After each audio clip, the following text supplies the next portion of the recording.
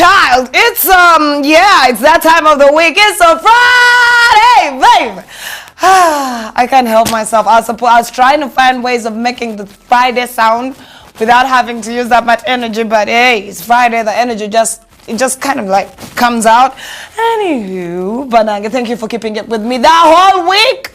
Ooh, child. Well, let's delve into things that I do understand. My name is Tina Fierce One, and welcome to Scoop and Scoop.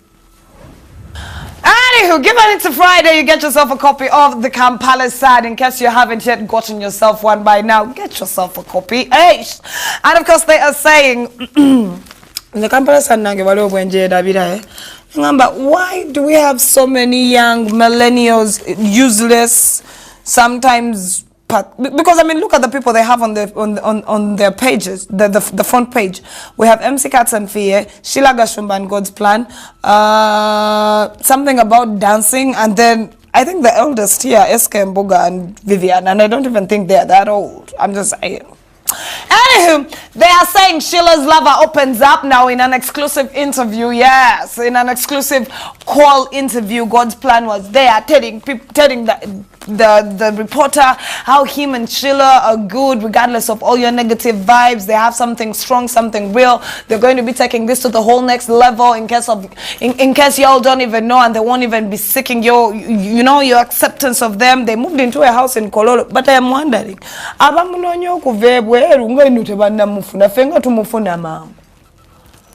thought I'm just Anyway, he's saying he loves her just as much as she loves him. She's saying, leave us alone. And I'm wondering, just by show of hands, who is really bothered that Sheila and God's Plan are together? Willis, are you bothered? Does it help with youth unemployment in any way? Does it? Jonah, are you bothered? Does it help with Chirudu's sewage system? Farouk, what do you have to say? Does it help with the fact that we are broke on a Friday? Now let us go in front to get them mass. Anyway, they are talking about that, but the story that actually made me get the Kampala Sun today that I wanted to delve in, but not that I got it from there. So I know most of you are still wondering, so what's SKMBUGA's situation? What is Vivian's situation? Now the latest I heard is yes, they are both incarcerated. Yes, they have way too much debt. They cannot afford to pay off all the debt that they have incurred.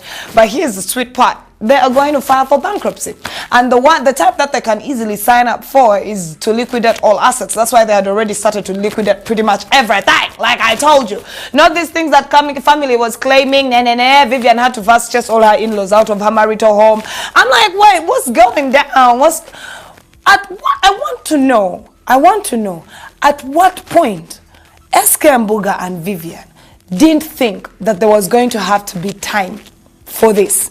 At what point webali bakuba deal wezo ezezo sente tebachirowozaako bajja kutusiba? At what point didn't they think about that after the lavish lifestyle we're going to do, the wedding and spending and all these things, we're going to raise some red flags? I don't know. There's something like very, very freaky here, because first he agrees to do the time, right? He agrees to it. Vivian does not even try to run from the law. She is taken at will properly. She's in. Now, when they're in after liquidating enough assets to pay off the Dubai prison, they move him to a much more comfortable facility. And he's like, yeah, it's cool, I'll do the time. But as I'm doing the time, I need for you to understand that I don't have the kind of money that I took from you. So what happens next? You file for bankruptcy. When you file for bankruptcy, they're going to liquidate your assets and try to pay back as many of the debts as you have. So he's liquidating all his assets. That's in a bid to make them understand that, yo, mulabenze nkazi, I'm going to liquidate all my assets, try to pay off as many debtors as I can, and where I fail, I'm just going to file for bankruptcy, and there's nothing you can do about that. I'm like, wait, that's well planned. So even if he liquidated all his assets, never managed to pay all his creditors, he could still come back to court and say, I'm filing for bankruptcy, I can't pay all these people, I don't have this money. That seems like a good plan. And then he'll probably take a hiatus off of 2019 and show face again in 2021 or 2020. It's a good plan, people. I feel like it's a good plan. And then when he comes back, it's going to be on the reserve money that he had. Oh, well, Playing with fire. Kati negenda notunulira bana abato ababiyingiramu yo, you people kamba bulire chibete chala. I used to think those things were just words we used to say, but it's the truth.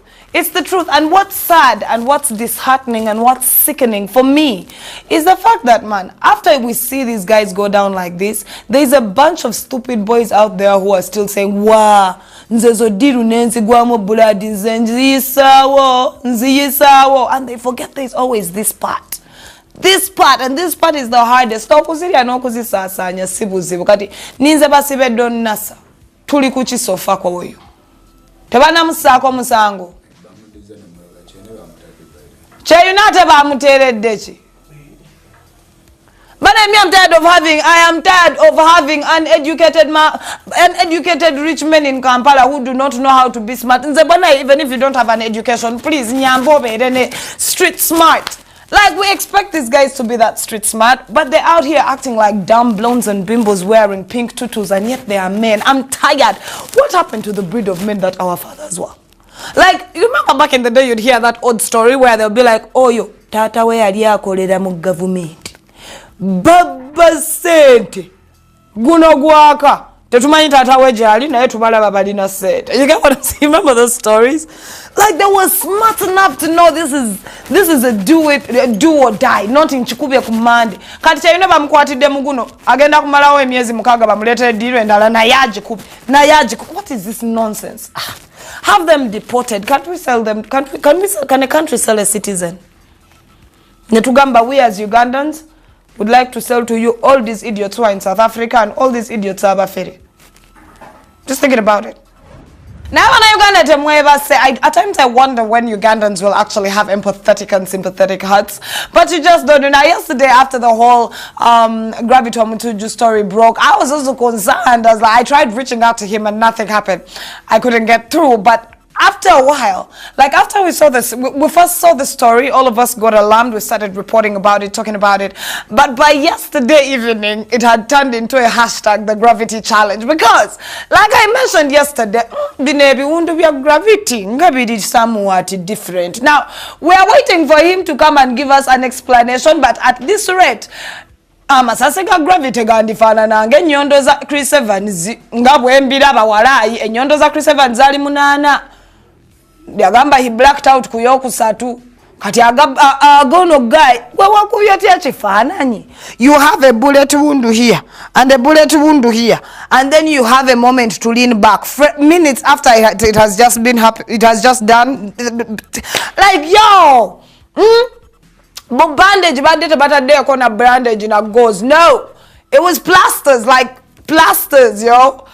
I was like, what first aid wound is that? Is it a run through wound? Did it stay lodged in there? Then the drop of blood wouldn't be small. Then someone gave me a different theory. Nagamba, no, it seems the Askari who shot at him had a bayonet on his on his gun. Now all of you don't know what a bayonet is.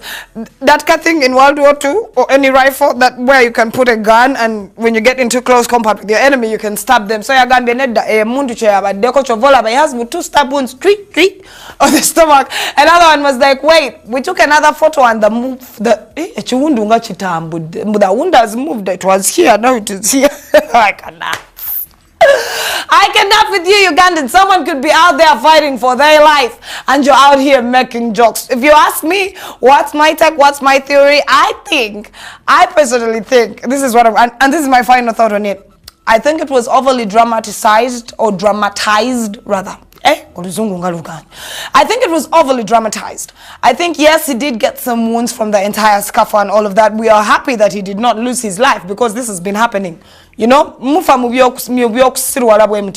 he's okay. I think it was overly dramatized. I don't think he was that much injured, though he was injured because... So I don't know, who should we blame? Should we blame the people who gave us the report, Mbubamukubya Masasi Manji, or should we blame Gravity himself? And I'm still talking about Gravity.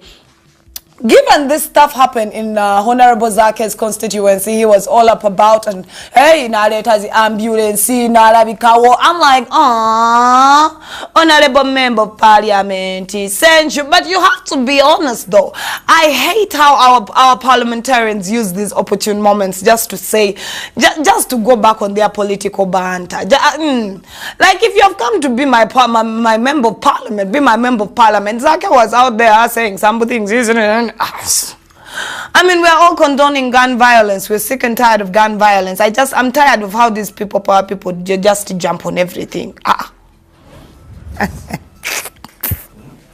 But that's never possible on this beautiful Friday. Did you all know that Pastor Martin Semper, yes, the guy who has 2 accents, this guy is amazing. Like the times when you see Semper like do something and he's in this tune like, yo, people need to understand, like, what you don't get about the fake religion is something like, it's so much bigger, it's extraterrestrial, it's then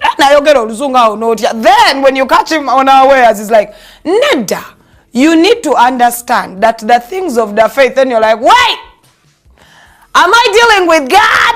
Oh God, which one is it? Hey, he changed his name from Pastor Martin Semper, he's now Pastor Baba. And for all of you who know what time it is, wait for the YouTube upload in case you're just watching us on YouTube. But for all of you who are going to be at home, Saloon Talk this Sunday is going to be fire.